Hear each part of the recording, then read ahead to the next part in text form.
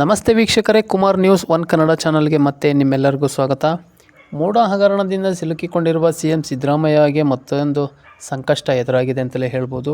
ಮೂಡ ಹಗರಣ ಹೈಕೋರ್ಟ್ನಲ್ಲಿ ವಿರುದ್ಧ ತೀರ್ಪು ಬಂದರೆ ಸಿದ್ದರಾಮಯ್ಯ ಅವರ ಮುಂದಿನ ಆಯ್ಕೆಗಳು ಯಾವ್ಯಾವ ಇದ್ದಾವೆ ಅಂತಂದು ನಾವು ನೋಡ್ಕೊಂಬರೋಣ ವೀಕ್ಷಕರೇ. ಮೂಡ ಹಗರಣ ಪ್ರಾಸಿಕ್ಯೂಷನ್ ಅರ್ಜಿ ವಿಚಾರಣೆ ಕರ್ನಾಟಕ ಹೈಕೋರ್ಟ್ನಲ್ಲಿ ಕ್ಲೈಮ್ಯಾಕ್ಸ್ ಹಂತಕ್ಕೆ ಬಂದಿದೆ ಅಂತಲೇ ಹೇಳಲಾಗ್ತಾ ಇದೆ. ಆಗಸ್ಟ್ 19, 29 ಮತ್ತು ಆಗಸ್ಟ್ 31ರಂದು ಸುದೀರ್ಘ ವಾದ ಪ್ರತಿವಾದ ನಡೆದಿತ್ತು. ಇವತ್ತು ಕೂಡ ಅರ್ಜಿ ವಿಚಾರಣೆ ನಡೆಯಲಿದ್ದು ಕೆಲವೇ ಕ್ಷಣದಲ್ಲಿ ವಾದ ಪ್ರತಿವಾದ ಆರಂಭವಾಗಲಿದೆ. ಒಂದು ವೇಳೆ ಸಿಎಂ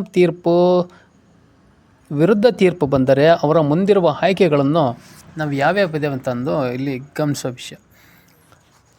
ಮೂಡ ಹಗರಣ ಸಂಬಂಧ ರಾಜ್ಯಪಾಲರ ಪ್ರಾಸಿಕ್ಯೂಷನ್ಗೆ ಅನುಮತಿ ನೀಡಿರುವುದನ್ನು ಪ್ರಶ್ನಿಸಿ ಸಿಎಂ ಸಿದ್ದರಾಮಯ್ಯ ಹೈಕೋರ್ಟ್ನಲ್ಲಿ ಸಲ್ಲಿಸಿರುವ ರಿಟ್ ಅರ್ಜಿಯ ವಿಚಾರಣೆ ಇಂದೂ ಸಹ ನಡೆಯಲಿದೆ.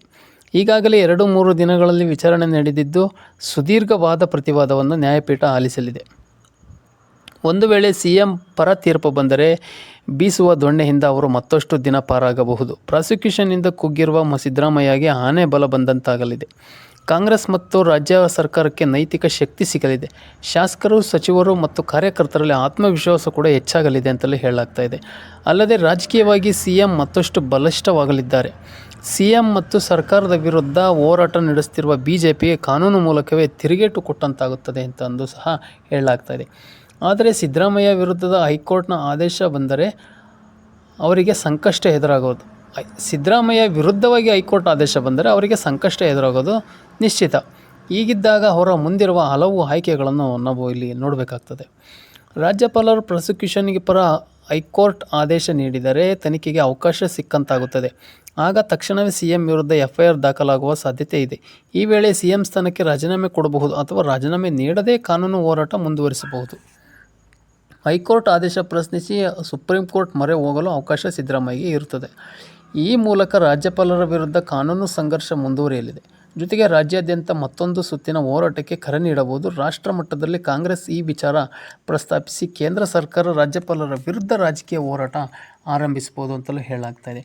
ಹೀಗಾಗಿ ಸಂಜೆವರೆಗೂ ಕಾದು ನೋಡುವ ತಂತ್ರಕ್ಕೆ ಮೊರೆ ಹೋಗಿರುವ ಸಿಎಂ ಸಿದ್ದರಾಮಯ್ಯ ನಂತರ ಮೈಸೂರಿನತ್ತ ತೆರಳಲಿದ್ದಾರೆ. ಮಂಗಳವಾರ ಚಾಮುಂಡಿ ಬೆಟ್ಟಕ್ಕೆ ಭೇಟಿ ನೀಡಲಿರುವ ಅವರು ಚಾಮುಂಡಿ ದರ್ಶನ ಪಡೆಯಲಿದ್ದು, ಈ ಮಧ್ಯೆ ಸಿಎಂಗೆ ಕೋರ್ಟ್ನಲ್ಲಿ ಹಿನ್ನಡೆಯಾಗಲ್ಲ ಎಂದು ಸಚಿವ MB ಪಾಟೀಲ್ ವಿಶ್ವಾಸವನ್ನು ಸಹ ವ್ಯಕ್ತಪಡಿಸಿದ್ದಾರೆ. ರಾಜ್ಯಪಾಲ ಸ್ವಇಚ್ಛೆಯಿಂದ ಕೆಲಸ ಮಾಡುತ್ತಿಲ್ಲ, ಬಿಜೆಪಿಯವರು ಹೇಳಿದಂತೆ ಮಾಡ್ತಿದ್ದಾರೆ ಎಂದು ವಾಗ್ದಾಳಿಯನ್ನು ನಡೆಸಿದ್ದಾರೆ. ಸಚಿವ ಜಮೀರ್ ಅಹ್ಮದ್ ಸಹ ಸಿಎಂ ಪರ ಬ್ಯಾಟ್ ಬೀಸಿರೋದು ಇಲ್ಲಿ ತುಂಬಾ ಕುತೂಹಲಕರ ವಿಷಯ. ಮೂಡ ಕೇಸ್ನಲ್ಲಿ ಸಿಎಂ ಪಾತ್ರವಿಲ್ಲ, ಹೈಕೋರ್ಟ್ನಲ್ಲಿ ಗೆಲುವು ಸಿಕ್ಕೇ ಸಿಗುತ್ತದೆ ಎಂಬ ವಿಶ್ವಾಸ ಸಚಿವರದಾಗಿದ್ದಾರೆ. ಆದರೆ ಹೈಕೋರ್ಟ್ನಲ್ಲಿ ಏನಾಗುತ್ತದೆ, ಹಿಂದೆ ವಿಚಾರಣೆ ಮುಗಿದು ಆದೇಶ ಹೊರಬೀಳುತ್ತದೆಯೋ, ಆದೇಶ ಕಾಯ್ದಿರಿಸಬಹುದು, ಈ ಎಲ್ಲ ಪ್ರಶ್ನೆಗಳಿಗೆ ಒಂದು ಉತ್ತರ ಸಿಗಬೇಕು ಅಂದರೆ ಹೈಕೋರ್ಟ್ನ ಈ ಒಂದು ವಾದ ಪ್ರತಿವಾದ ತೀರ್ಪು ಬರಲೇಬೇಕು. ಆಗ ಮಾತ್ರ ಈ ಒಂದು ಕೇಸ್ಗೆ ಒಂದು ತಿರುವನ್ನು ನಾವು ಸಿಗುತ್ತೆ ಅನ್ನೋದು ಸಹ ಇಲ್ಲಿ ಮನದ ವಿಷಯ ಅಂತಲೇ ಹೇಳಲಾಗ್ತಾ ಇದೆ. ನನ್ನ ಮಾಹಿತಿ ನಿಮಗೆ ಇಷ್ಟ ಆಗಿದ್ದರೆ ದಯವಿಟ್ಟು ನಿಮ್ಮ ಅನಿಸಿಕೆ ಅಭಿಪ್ರಾಯಗಳನ್ನು ಕಮೆಂಟ್ ಮೂಲಕ ತಿಳಿಸಿ ಅಂತ ಹೇಳ್ತಾ ಮತ್ತೆ ಮುಂದಿನ ವಿಡಿಯೋದಲ್ಲಿ ಸಿಗೋಣ. ನಮಸ್ಕಾರ.